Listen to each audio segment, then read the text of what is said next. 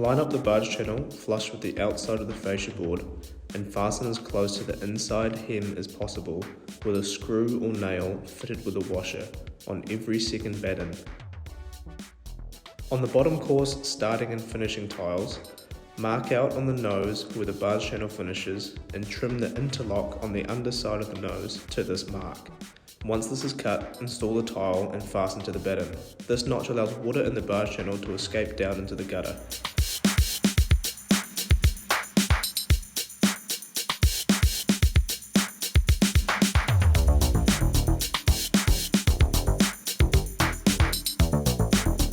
When installing the barge covers, you can either slide them along the barge channel or snap them on like so. Remember to allow an overhang at the bottom to create a tidy stop end.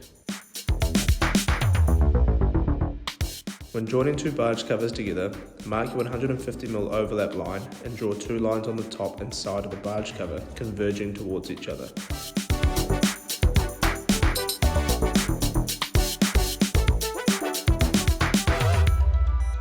Cut along these lines to create your tabs that will underlap the next barge cover.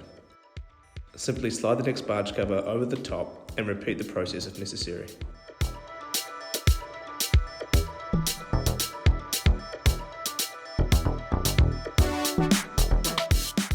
When joining two barge channels together, mark your 150mm overlap line and unfold the hem down to this line. Slide the next barge channel into place and fold the hem back over.